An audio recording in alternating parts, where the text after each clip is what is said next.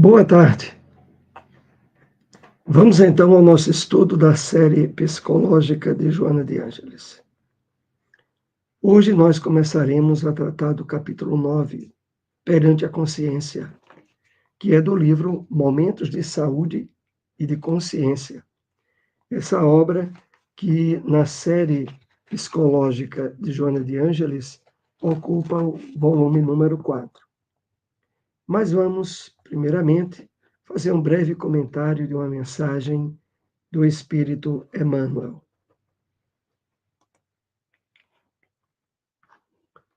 Extraída do livro O Evangelho comentado por Emmanuel. Cartas de Paulo aos Efésios, capítulo 6, versículo 10. Separamos essa parte que nos chamou mais atenção. Somente a consciência edificada na fé, pelos deveres bem cumpridos, à face das leis eternas, consegue sustentar-se invulnerável sobre o domínio próprio. Somente quem sabe santificar-se por amor encontra a incorruptível segurança. Então vamos fazer alguns apontamentos para aprofundar essa mensagem de Emmanuel, quando ela começa nos dizendo assim, exatamente objetivando nos despertar, nos causar impacto.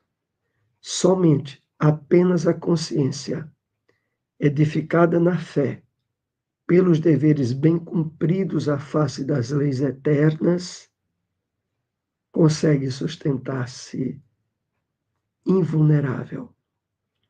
Emmanuel, assim, coloca para nós esse esclarecimento e, ao mesmo tempo, advertência, porque estando nós localizados no mundo de provas e expiações, aonde os desequilíbrios comportamentais, as atitudes conflitivas do homem atentam contra as perspectivas de ordem espiritual embrionárias que todos nós trazemos.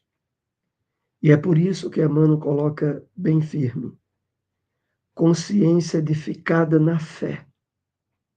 É imprescindível trabalharmos, claro, primeiramente o conhecimento da vida espiritual. No passo seguinte, a certeza dessa vida espiritual. E um passo mais adiante, a vivência daquilo que nós aprendemos. Essa é a edificação da fé, que Emmanuel muitas vezes chama de fé viva. A fé que se expressa na nossa vida diária. Consegue sustentar-se invulnerável sobre o domínio próprio.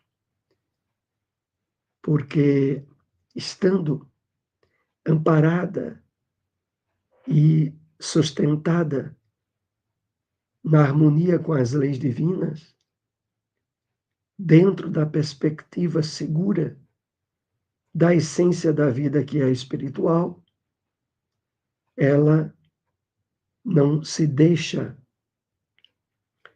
envolver-se e muito menos desequilibrar-se com as questões de ordem material. Somente quem sabe santificar-se por amor encontra a incorruptível segurança, conclui Emmanuel.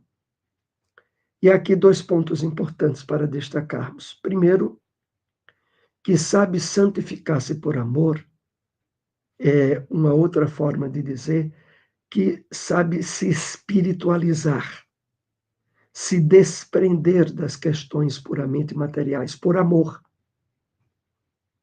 Amor que vem do conhecimento e da harmonia com as leis divinas. Encontra a incorruptível segurança. De fato, a consequência é a integridade, a sustentação forte daquele que assim se coloca perante as leis de Deus. Vamos para nosso tema, perante a consciência? capítulo 9 do livro Momentos de Saúde e de Consciência. Entre os flagelos íntimos que vergastam o ser humano, produzindo inomináveis aflições, a consciência de culpa ganha destaque. Decorrente da insegurança psicológica no julgamento das próprias ações, abre um abismo entre o que se faz e o que não deveria haver feito, supliciando aquele que lhe sofre perseguição. Então, trabalhando esse tema central perante a consciência, Joana vai abordar, nos primeiros parágrafos dessa mensagem, as questões relativas ao sofrimento proveniente da consciência de culpa, e que precisa ser entendida e superada face o conhecimento da vida espiritual, do Evangelho de Jesus, associado agora à psicologia de Joana de Ângeles. Então ela diz o seguinte aqui: é um flagelo íntimo, é, entre aspas, um sofrimento inominável que vergastam o ser humano. E a consequência é produzir inomináveis aflições, decorrente da insegurança psicológica no julgamento das próprias ações.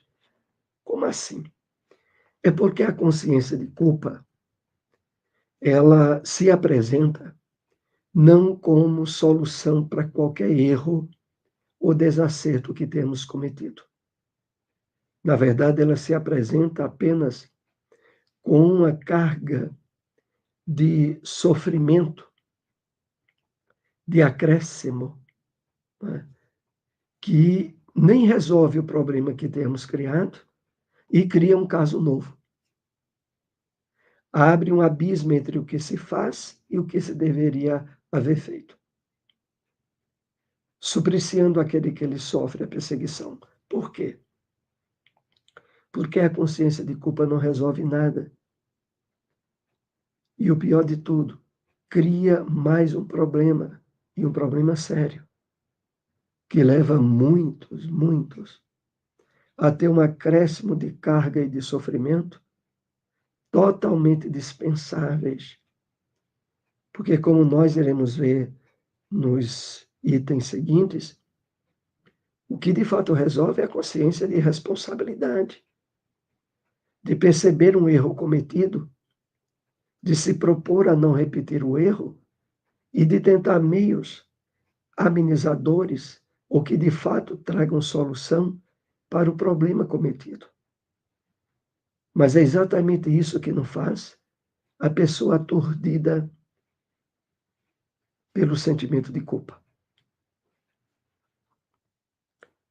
Considerando a própria fragilidade, o indivíduo se permite comportamentos incorretos que lhe agradam as sensações, para logo cessadas entregar-se ao arrependimento autopunitivo, com o qual pretende corrigir a insensatez. Assoma-lhe a consciência de culpa que o perturba. Vamos analisar isso aqui com mais detalhes.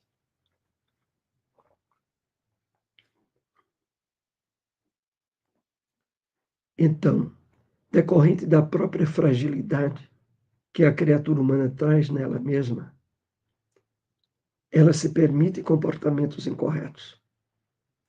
Esses comportamentos estão atrelados a prazeres e sensações que, a princípio, são agradáveis, mas, tão logo cessados, abre-se na consciência da pessoa uma espécie de autojulgamento e autopunitivo.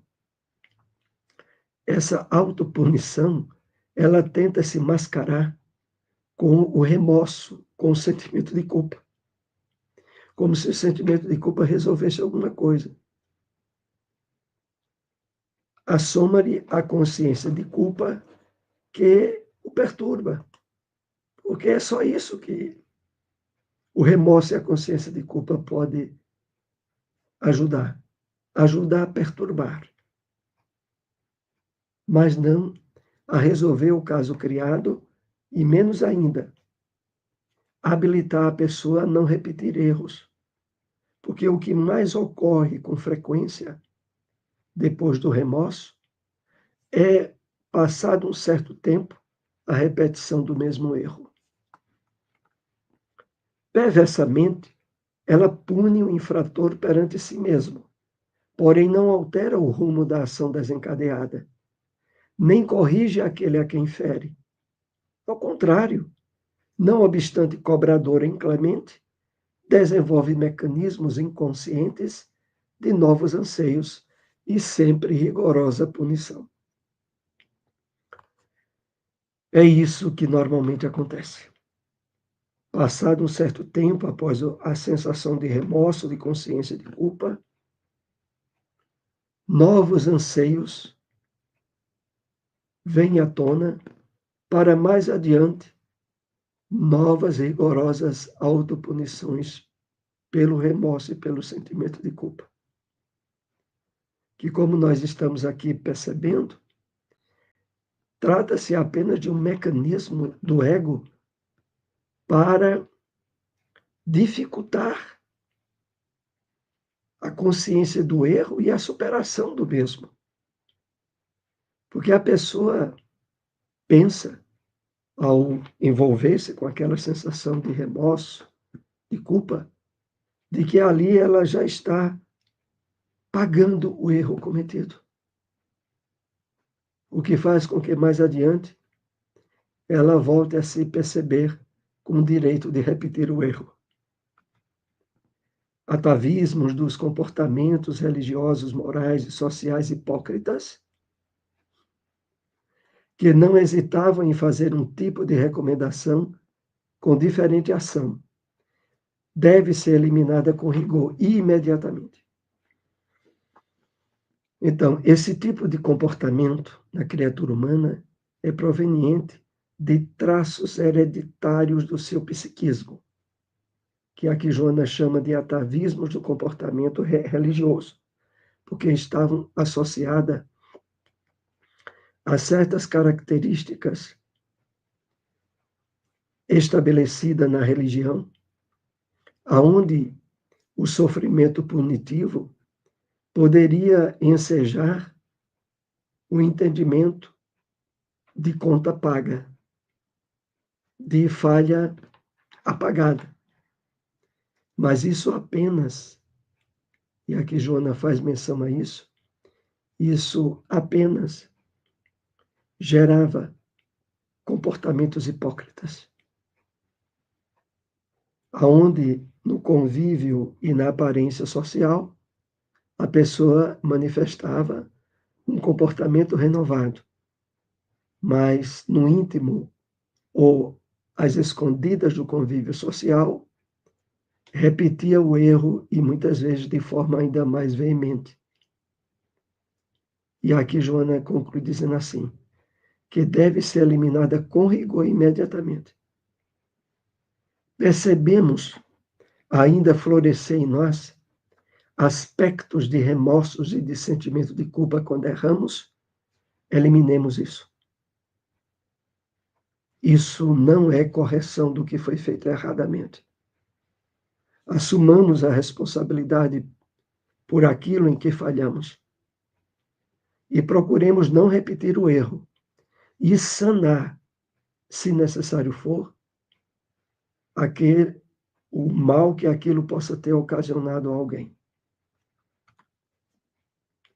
O que fizeste, não mais podes impedir ou evitar. Disparado o dardo, ele segue o rumo, avaliza desse modo seus efeitos e repara-os, quando negativos. Cometido o erro,